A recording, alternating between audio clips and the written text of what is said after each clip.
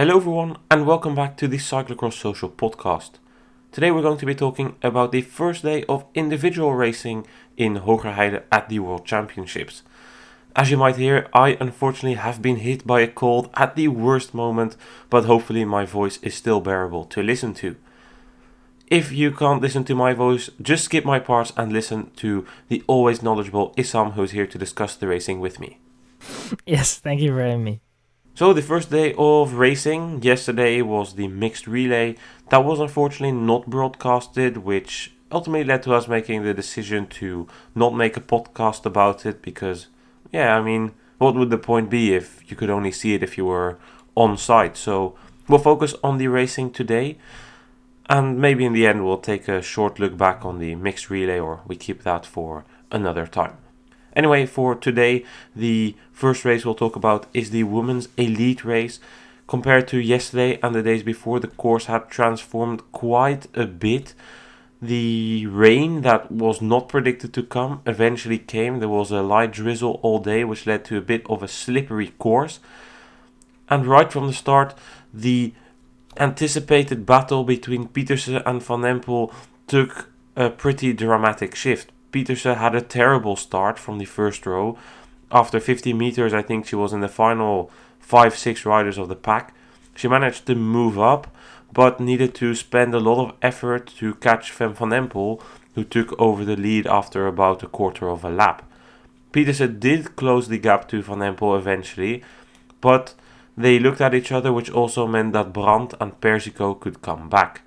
That went on for another lap where they were looking at each other, but eventually Pieterse started to turn up the pressure on Van Empel.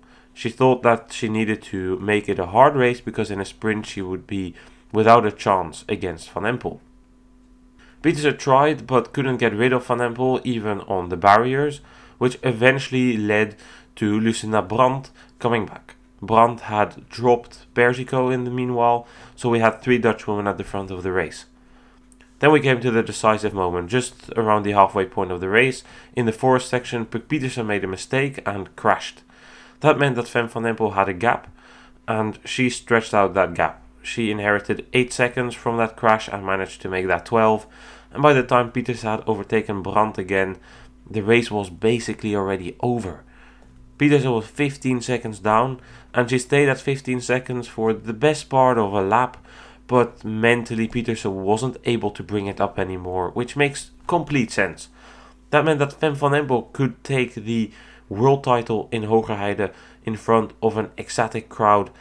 But Pieterse, she won the wheelie contest, at least something, so she ended second, silver medal for her, with Lucinda Brandt getting a bit of revenge for a poor season by ending third and taking the bronze medal.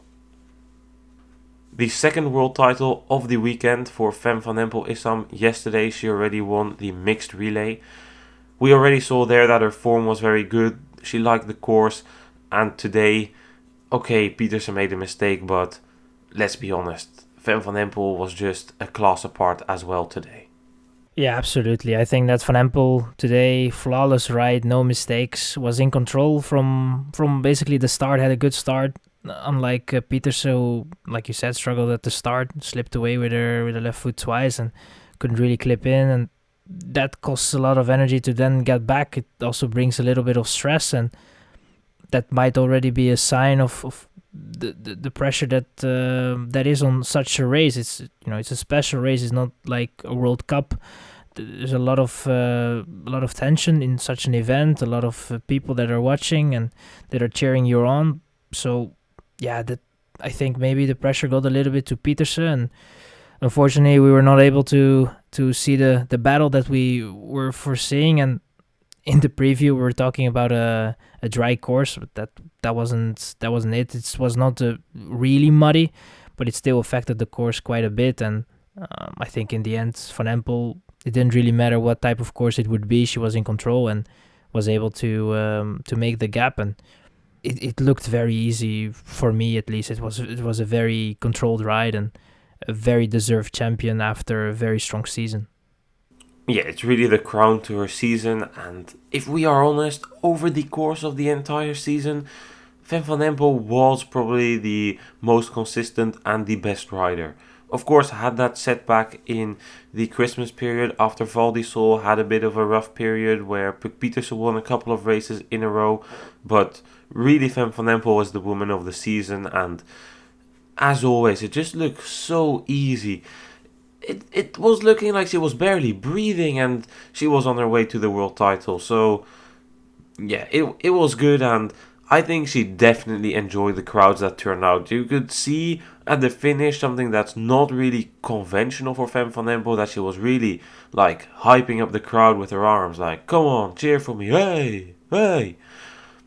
It just shows that I think she was more relaxed today than Puk Pieterse, because that start of Pieterse, she immediately makes a mistake. She has her weight too far left, and therefore almost bumps into the rider left to her, meaning that she needs to stamp on the ground with her foot to avoid crashing.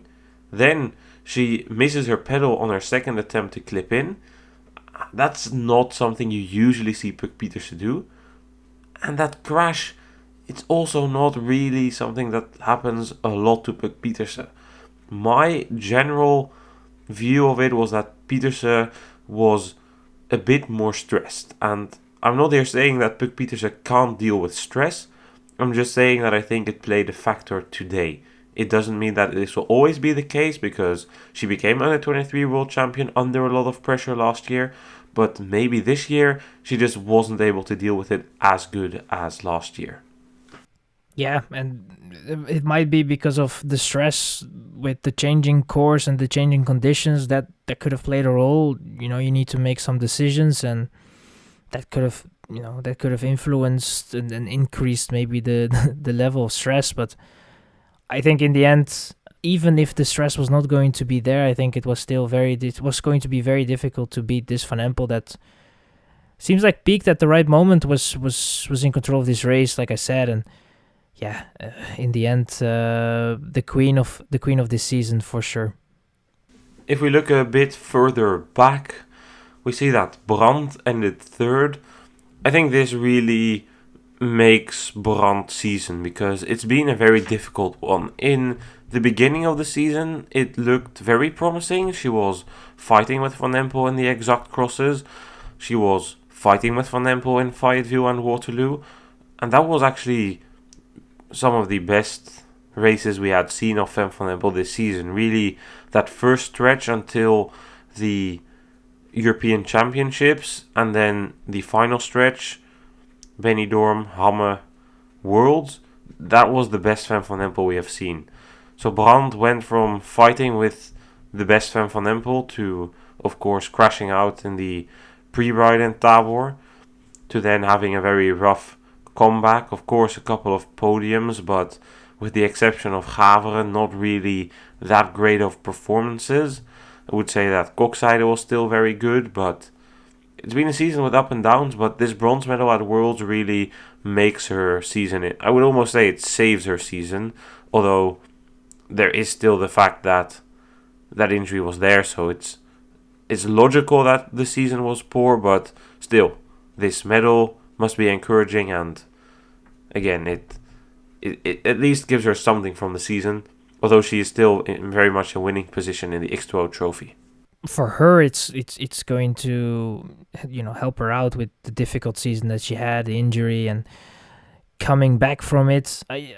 I might have underestimated her a little bit before this race, but today she had all her eyes on that third spot. Even was closing in on Pieterse and Van Empel at a certain point, but then it might have costed her a little bit too much energy, and from there she just had to regroup and make sure that she was to finish in third, because behind her Alvarado and Persico were also trying to get the last spot on the podium, but Brandt in the end just secured it. And that third place is it helps, because I think for her, like you said, it was a difficult season, and then you can just have that little bit of a motivation going into this long off season. But for her, it's not going to be that long, because the road season is coming up for her as well, and she can focus on it. And there is an X2O trophy which she can focus on and try to bring that to a very good end. Yeah, Brandt will be targeting Paris-Roubaix, of course, on the road. She got a podium there this year, so she will obviously be aiming for the win again. It was actually the only reason that she unretired from road racing, so I'm interested to see what she can do there. In terms of the program of the other riders, apparently Fem van Empel is only starting her road season in April, at least that's what Jan Bove said during the broadcast, but multiple things have been mentioned there, so let's wait and see a bit on that before we assume that Van Empel isn't doing the Flemish Classics. If we then come to the rider you already mentioned, Persico and Alvarado, their battle for 4th and 5th. I think that Persico was alright today. 4th is a good result for her, but she would have really have preferred if this rain had just stayed away, because on the course of yesterday she would have been a lot more dangerous. Now, the course changed and the top surface was a bit slippery. It led to riders changing tire threads, and they weren't racing on the June anymore, which they were using on Friday. They weren't on the Grifo, which was also mainly used on Friday. No, they went to Reno or Limus. So it changed, and Persico didn't really benefit from that. I think Brandt did. That these conditions suited her more. Persico, well, it's unfortunate you can't control the weather, but still, 4th is a good result, and if you're the only non-Dutch rider in the top 8, you've done something right. It's almost like you become world champion, but then again, not really. Yeah, thank God that Persico was actually there around that, top 5 and even at a certain point within the first 3, and because it was almost a Dutch championships if you look at the first 7 Dutch riders that were there in the top 10. So I think that is the state of women cyclocross at the moment, but we have some talents that are coming up, so hopefully from there it will switch it up a little bit. Looking back at that race of Persico, it was, like you said, the circumstances were not really favorable for her. If it was a little bit more dry and it was the course like we have seen it on Friday, then it was maybe a different story, and that 3rd place could have been possible for Persico, but yeah, it was just not meant to be. And for Alvarado, it was, had to kind of close that gap to Brandt, was not able to do so because she missed her start a little bit, and that didn't help. And then in the end, you have to try and win a sprint from Persico, who is very fast at the finish. So that was also quite difficult. So I think for Alvarado, it was an okay race and 5th place where she can be proud of. And the season was not always that easy for her, and she can try and improve on it next season. I feel like all the main protagonists are leaving the season with something. Like Van Empel is leaving with the world title and the World Cup, Pietersen with the national title, Alvarado with the Super Prestige, Brandt is going to be leaving most likely with the X2O trophy, although I'm not entirely sure on that yet. Those were really the main protagonists, and then Van Anrooy looks to be in a good position to go away with the Under 23 world title, so the prizes have been divided almost evenly, which is quite an exception, to be honest, but also a result of Van Empel, Pietersen and Van Anrooy completely prioritizing the World Cup over the other classifications. Let's look at the entire top 10. Van Empel with the win. The world title is for her. Pietersen ended in 2nd ahead of Lucinda Brandt. 4th place was for Silvia Persico ahead of Seyndo Carmen Alvarado. Then 3 Dutch riders who raced on group almost the entire race. Worst, Van der Heijden and Betsma end 6, 7 and 8. Rochette ends in 9th and Helene Clauzel rounds out the top 10 in 10th. I think for Worst and Betsma, 6th and 8th is a continuation of what has been a tough season for them. It hasn't really been going their way. They've dropped a bit more in terms of performances. Van der Heijden in 7th is kind of where I would expect her, because we have said it was rainy and that it became a bit slipperier, but for reference, the average speed of this cross was still 25 kilometers per hour, which is very fast. I do think we need to talk about Magali Rochette here, though, Issam. Rochette 2 years ago said on our podcast in one of our first rider interviews that her goal was to top 10 worlds in Fayetteville. Then it looked to be a very far-stretched goal, in the sense of her performances really not indicating that a top 10 at Worlds would be near. Of course, last year she made a lot of progression. She then top 10 those Worlds. Okay, there were some riders absent. But then again, now here at a Worlds where almost everybody is there, she ends in the top 10 after such a tough season. Don't forget, the beginning of her season was horrendous. She had COVID over the summer. Her preparation was completely ruined. She went to the USCX series and needed to withdraw from the races. Some races like not starting or not finishing, not at the level that she wanted to be. Tried to come back around the Pan Ams. Still didn't go really as wanted. Needed to build up through some Coupe de France races and then started improving. Of course, in Val di Sole, on her terrain, the snow where she's really good on, she ended 5th, just off the podium, not too far. But it's impressive, and she kept fighting all race, kind of like in Benidorm. She wasn't into the top 10 until the final lap, and then 9th. Really impressive, and to be honest, I'm really happy for her as well. Yeah, indeed. I think, that 9th place really put a smile on my face with such a result. Like you said, it was very difficult for her. Came over to Europe quite late. You would almost say almost too late, but she managed to get through it. Deal with the situation as it is, and never complains.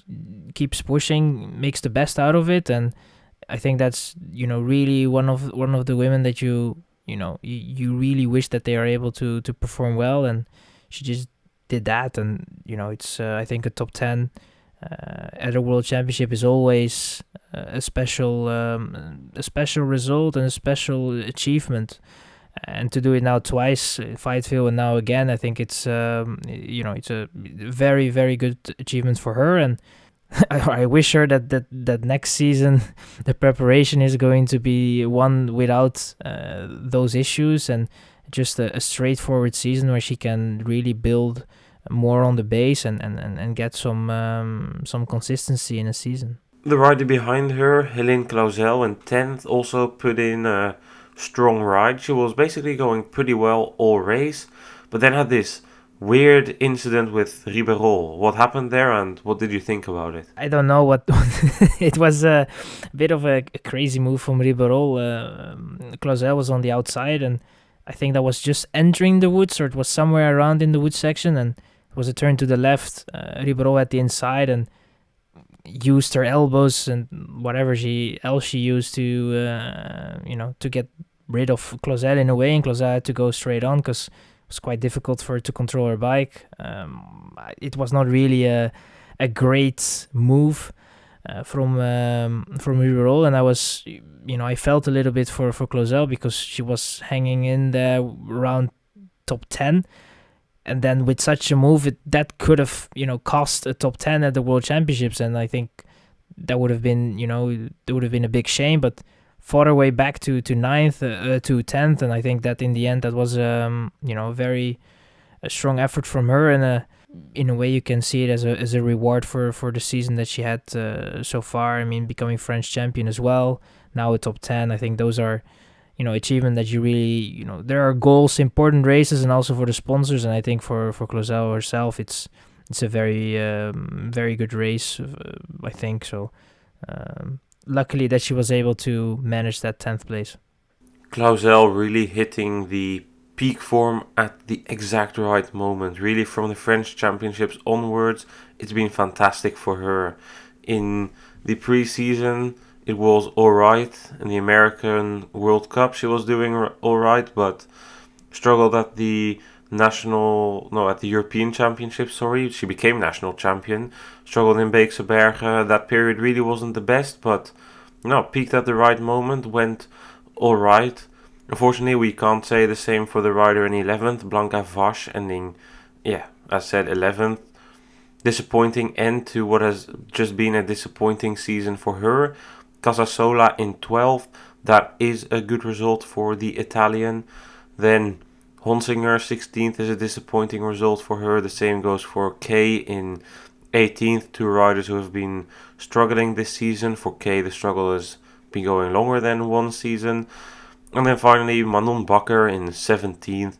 Not a great result, but she only learned that she was going to be racing yesterday evening, when Aniek van Alphen tested positive for COVID, which means that Bakker, if you get notified 12-ish hours before your race, it's not really going to be a good preparation at all. So no surprise that was a rough day out for her. Then we go on to the men's under 23 race, and that was basically the big Thibaut Nys show. Thibaut Nys had one of the fastest starts, took over the lead very quickly, led the pack, put the rest under pressure, broke away with Del Grosso in lap 1, then ultimately didn't work well with Del Grosso, meaning that a couple of Belgians, Verstringen, Meeuwse and Viseur could come back, but it was clear that Nys was the strongest. On the longer climb towards pit 2, he opened a gap in the second lap, put the rest under pressure, and from there on consolidated a lead of around 10 seconds. In the chase, Del Grosso didn't seem to have it, so Wietse Meeuwse attacked, and he came relatively close to Nys. He came as close as 5 seconds and was able to keep the gap at 5 seconds for around half a lap. Then we came to a crucial point in the race. Was Nys going to be able to keep the gap, or was Meeuwse going to catch him? For half a lap, Meeuwse still tried to close that gap, but Nys was in control. He kept the gap at 5 seconds, and then Meeuwse cracked. Nys all of a sudden had 10 seconds, and from there on he was comfortably in the lead, and in the last lap he could actually afford to put in his slowest lap of the race, taking no risk at all, celebrating pretty early, and ultimately taking the men's under 23 title. Meeuwse got caught by Viseur and Del Grosso. Verstringen was dropped there due to a crash on the barriers, and it went down to a sprint for the silver and bronze medal. Del Grosso won that sprint ahead of Meeuwse, and Viseur was furious, slamming on his steer a couple of times as he finished 4th. The big Thibaut Nys show today, Issam, it's, to be honest, kind of what we expected as well. Nys, seen his form in the past couple of weeks, really was the big favourite, and he delivered in his last race as under 23. We said it already that Nys was the big favorite. He himself said it as well in the media that he wanted to win, and he thinks that he has the possibility to win. And with those results that he had in the category, you cannot get around it. And he put on himself a lot of pressure. That's also what he said at the end of the race. And I think to then ride the way he did, he was a bit nervous, looking behind a couple of times during the race, but he didn't make any mistakes, despite the fact that he might have been nervous or he felt the pressure. And it's something that he with a young age he had a lot of pressure, obviously with the last name, and that doesn't help. But he managed one way or the other. Already world champion at the junior categories, and now in the under 23 as well. And in his last race in the under 23, and now for him next is obviously the elites, and that will be interesting to see how he can, he obviously already did some elite racing, but now you're going to make that step. That is always something that some riders might struggle with, but I think that the way he was riding today and his mental state, the switch that he already has been making in his mind, I think that he will cope well with that. And obviously it won't be a straightforward change, but I think that he will manage well. And the comparisons today on the Belgian television were already with Liboton, and the pressure will only increase, it seems. So he won the World Championships, and they're already starting to talk about the men's elite and how he will be coping there and what he can do. So I think for him, it's he should enjoy the championship, finish the season off. Obviously, he's going to do some things on the road, and then it's going to be interesting how he can progress next season in cyclocross.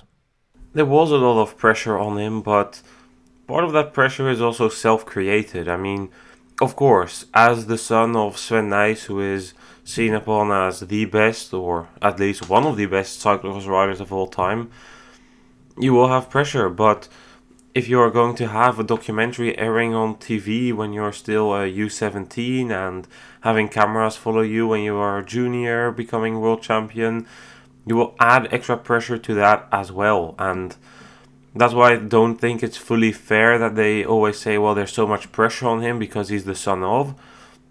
They added to that narrative themselves, but nevertheless, it's still something that you need to deal with.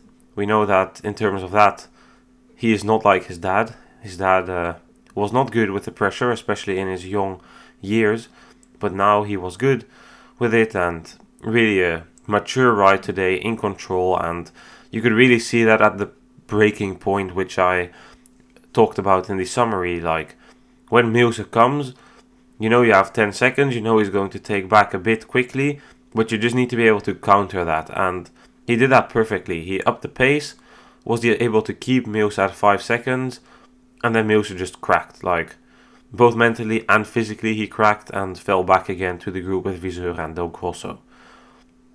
Del Grosso ending second in the sprint is not a surprise. We know that his sprint is fast. And I think for Del Grosso, the race plan was, okay, I'm going to see and try how long I can follow Nice. And in the first lap he tried, but he already felt, okay, Nice has some very good legs today, I'm not going to be able to beat him. Instead, I'll focus on silver, because that's how he raced most of his race. Not thinking too much about the win, instead focusing on that silver medal.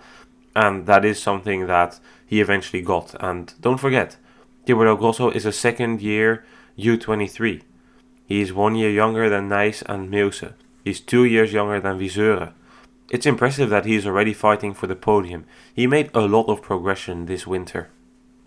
Absolutely, and he stayed cool as well. I think it was from his point of view, it was a very, very good decision to be not trying to get too nice or go too fast in a way. I think that he saw quite soon into the race that second place was going to be the maximum achievable, and you could see it the way he was pacing himself through the race as well. And I think it was a bit some interesting moments where in the early part of the race, Verstringen was going well Del Grosso was in his wheel, and also in the later parts of the race where Viseur was also pulling while Tibor was also in his wheel, pulling him to Wietse Meuse.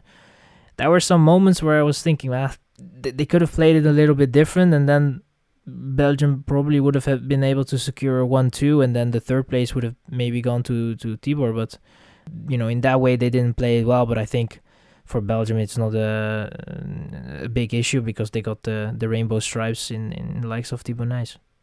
I mean, we come back to what I said in the preview podcast. How much team tactics can you play in youth races? Because, okay, Viseur has a contract, and, well, I forgot that Mills is actually a final year under 23 as well, so he will also be moving elite. He doesn't have a pro contract yet. Like, for Mills, it makes sense, right? Like, if he becomes world champion, he's going to have a much better shot at an elite title than if he doesn't. From that part, obviously, that's 100% correct, and you have to look at it from that side as well, because, the way it works in Belgium, the World Championships are a very important meaning as well for negotiations in terms of contract if you want to become a pro. And it weighs in quite a lot what you do on a World Championship as well, especially if your season wasn't all that great.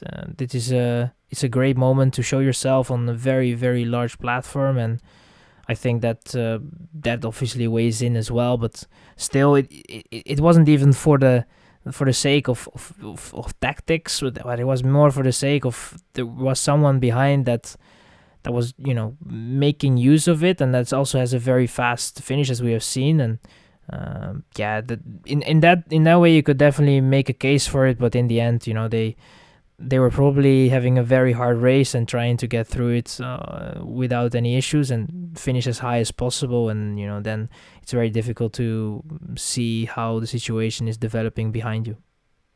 Realistically, Meuse should get a pro contract at Pauwelsauze anyway. I mean, he had a good season. He became Belgian champion under 23. He should get that contract, and third or first in terms of that shouldn't matter. But still, like, there's so many factors playing in, and it's a development category after all, that I don't really think it's completely fair to ask these people these young men to play team tactics in order to take home a world title. Like, there's other things there, and I think in terms, especially for the junior races, it's always silly, like, oh yeah, but it's medals for the medal table. In reality, the priority should be on the development of the athletes and not necessarily playing a team game so one of them gets a medal. So in the elite categories, you can definitely make that case, but I just feel like it's a bit misplaced for the youth categories. If we look at the entire top 10, we see a lot of Belgians. Thibaut Nys with the title ahead of Del Grosso. Then we see the Armada of Belgians. Meeuwse in third, Viseur in fourth, Michels in fifth, Verstringen in sixth, Belmans in seventh, Van de Putte in eighth. Then Lucas Janssen, a Dutchman, in ninth. And then the first man from the non-low countries, so also basically a world champion, Joseph Blackmore, ended 10th. Pretty impressive ride by him, to be honest. I think out of these riders, Emil Verstringen is a bit disappointing in terms of result, but he crashed on the barriers and wasn't able to recover from that. Joseph Blackmore, nice to see him in there, but I was most surprised by Lucas Janssen. He hadn't really had a good season, but he ended 9th here. He was riding super strong, and I think that is due to the course, because he rides for Beat on the road. I know that he's not the most technical rider, and the race was pretty fast, so seeing him in 9th is still a surprise, but the course definitely helped him out today. It's not a name that we have seen a lot at the front during this season. Most notable is probably his top 5 in the Dutch National Championship, but other than that, it was quite a silent season. And you know, if you can turn it up right here in Hoogerheide with the championships, I think that's probably the best moment to do so. And you know, obviously, it's a very strong ride from him to finish in the top 10, and I think that he would like to see more of these type of courses over a complete season. Then on to the women's junior race. That was not supposed to be an interesting race, or at least a surprising one, since Laura Molengraaf was the big favorite. She also had the best start, and the Dutch fans on the course basically thought it was an easy win. But that was not the case. In the first lap, Molengraaf was not on the right tire thread, wasn't comfortable, wasn't able to drop the rest, went in for a new bike, felt a bit better, and then managed to create a leading group of 6 riders in the second lap. However, from those 6, eventually 3 remained. Molengraaf, Eva Holmgren and Isabella Holmgren.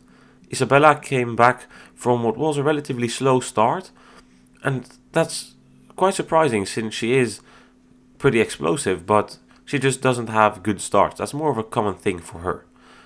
So, Molengraaf was up against the 2 Holmgren sisters, and around the halfway point of the race, disaster struck for Molengraaf. She had a puncture after she had previously crashed. She was able to recover from that crash though, but that puncture really was the end of her ambition of the world title. She punctured far away from the pits and needed to ride, lost more than a minute doing so, which meant that the Holmgrens were all of a sudden 1-2 in the race. Isabella Holmgren had 8 seconds after that puncture of Molengraaf on Eva, and Isabella managed to hold on to that. She became the first Canadian not only to win a medal, but also to claim a world title. She is the second North American, so non-European rider to win a world title in any category in cyclocross. Eva Holmgren completed the party, ending second, with then eventually the third place going to Celicia Géry, who outsprinted Venturelli. I don't want to discredit the Holmgrens, we'll come to them in a bit, but what a disaster for Molengraaf. You know it can always happen, and it always happens at championships to at least one of the favorites, but that crash already seemed unlucky, bit of a weird bump there that she hit, but then that puncture in Hoogerheide, I haven't seen a puncture all day, all weekend, and then now, so unfortunate. Yeah, punctures in Hoogerheide are something that is not really common. Actually, I think with all the races that happened today, it was not really something that we have seen that much. And then it happens, you know, with the crash already. You start to believe that it is possible that you can lose, and then probably with the puncture, the complete, you know, it was just a lot very far from the pit area, and then you kind of know already that it's done. It's over, and especially for her, this season she has been dominant in this category. Has been able to win almost every race, and I think then in the end, it's a bit of a shame for her, but it's not the end of the world. Obviously, you missed this title, but I think that you have to just regroup. How easy it sounds, and try to make the best out of the season that you have. See the positives, because her season was very strong, and it's not the end of the world. She has at the moment the contract seems to be okay, and she can definitely build in the under 23 towards a very beautiful career. But today it was not her day. No, and she was obviously heartbroken right after the finish, and it's completely understandable because she came here with one goal, the world title, and that didn't work out because of bad luck. I think this is purely down on bad luck. That crash seemed more bad luck than skill issue, and that puncture here is just unlucky, especially with the pressure they were running. But I do want to say that both Holmgrens were very good today. The fact that Molegraaf wasn't able to ride away from them in the first part of the race tells you a lot. And the fact that before that puncture, but after the crash, Molegraaf kept hanging at about 3 seconds of Isabella Holmgren was also telling. The Holmgren, and especially Isabella, was super strong today. I am not 100% confident to say that without those mechanicals or crashes, Molegraaf would have taken the win. I think in the preview podcast we said that Eva is normally a bit better than Isabella, but I also recall saying, I don't know if it was on the preview podcast or just individually, that Isabella is the type of rider to turn up on the right day and do the right performance. And she did so today, and I think it's just very wholesome to see, like, twin sisters ending 1 and 2. Eva even looked to be happier than Isabella, who was just completely in shock. She had no clue what happened. I became world champion? What? How is this possible?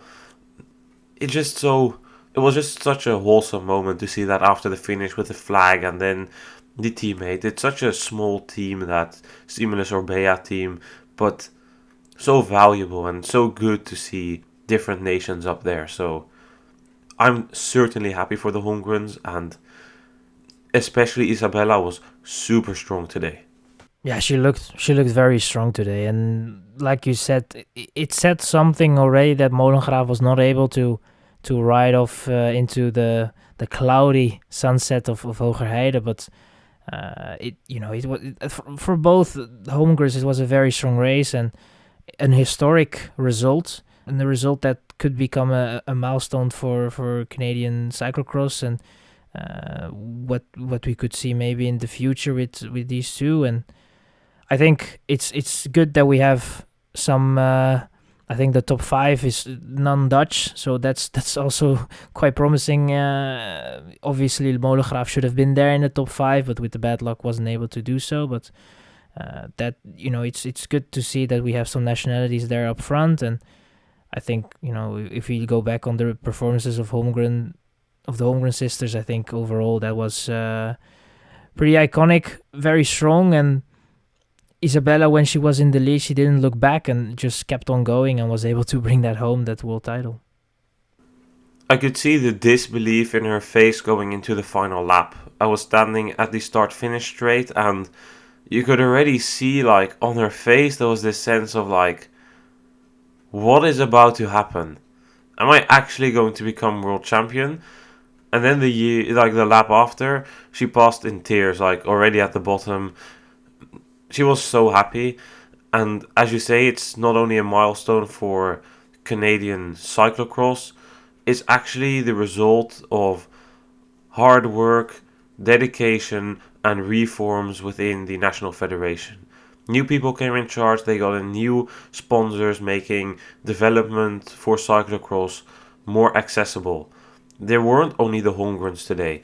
Canada also invested in bringing over 2 other Canadian girls who weren't featuring at the front of the race. Madeleine Pollock ended 38th, and Giza Rogers ended 41st. But they are still bringing them over. They are putting the effort in. And it's not only for this race. Earlier in the season, in Tabor and Maasmechelen, they brought over juniors. And not only the Holmgrens and Ian Eckert, no, they are bringing over more and more riders with more and more professional support for them. So it's not an incident that these riders do well. It's actually the result of the work that's been put in, and it's promising to see. And there is more to come. Already at the Junior National Championships this year, there were 2 riders who are actually still under 17s on the podium of the Women's Junior race. So keep an eye out on them next season, because if that's something to go by, they were 30 seconds behind Isabel Holmgren, Rafael Carrier, and Ella Smith. Ella Smith was a bit further behind, and we don't know if Isabella Holmgren went all out, but it is fair to believe that they already have the level of a top 20, seen where they were in relation with Madeleine Pollock and Giza Rogers. So there is more to come. It's not an incident, and there will be more and more Canadians coming over, following in the footsteps of the Holmgrens, and of course Rochette, who has also been not only a role model, but also been trying to help in as many ways as possible. So really good steps forward in terms of development and internationalization. Now, again, I just wish that Montreal World Cup had gone through there. Let's focus a little bit on the battle behind the battle for the bronze medal, Issam. That went down to a sprint between Géry and Venturelli. What were your thoughts on the races of Géry and Venturelli? I think Géry was definitely someone that we expected to be fighting for a top 5. Has been going well this season, especially at the end of the season, was able to rack up some good results. And Venturelli was struggling a little bit this season, but this was a course maybe that suited her a little bit more than the other courses over the course of this season. And I think at the right moment was in a good form. And those two were battling it out in the last lap. I think both had some moments in the race, but kind of knew that it was going to be for third at a certain point in the race. And then, the last lap they stayed together, tried to get away from each other, but then it all had to go into a sprint. Venturelli left it a little bit late in the sprint, and they gave it their all till the finish line, and it was a photo finish in the end. But on the photo finish, it was quite clear that Géry won it in the end. So I think from both, it was a strong outing for Venturelli, definitely, if you look at her season. And for Géry, it was kind of a reward for her season was going. And I think if you look at the season, it was deserved for her to be third and for Venturelli to be fourth. Let's look at the entire top 10 then. Canadian 1-2, Isabella Holmgren ahead of Eva Holmgren. Géry in third ahead of Venturelli in fourth. Decent ride by Van Sinai, who ends fifth. Sixth place for the young Kat Ferguson. Then Laura Molengraaf disappointed with that 7th place. Vanna Dlaskova ended 8th ahead of Victoria Gladonova in 9th. And Valentina Corvi ended 10th. Some comments here. Gladonova, she had a wrist injury prior to this race. Still think a 9th place is very good for her. Corvi blew up together with Vida Lopez de San Roman. Both riders had a good first lap, but paid the price for that. Fleur Morse, also a disappointing race for her. She ended 12th, and that was partly down to slippery conditions, and the other thing was that she also had a tumble. She's still not the most gifted rider technically. Yesterday there was a talk show in Belgium about the Cyclocross World Championships. They were already hyping her up. Yeah, she's going to become an elite world champion. There's going to be a lot of expectations for her already being set. And I don't think that's the way to go, because there's more than just Fleur Morse. And ultimately, in Fleur Morse, I see more of a road rider than a cross rider, because the raw power is there, just not the technique due to her starting cross very late. If we look at the rest of the top 10, actually for a lot of these riders, I might actually think that they end up on the road eventually, but, well, who knows? They might combine it, they might prove us wrong, we'll see. I think that's it then, Issam, for the first day of individual racing here in Hoogerheide. Thank you for being here. Yes, thank you for having me. Day one is done and dusted, and let's see what day two will bring in terms of surprises, maybe. And the racing is probably going to be great.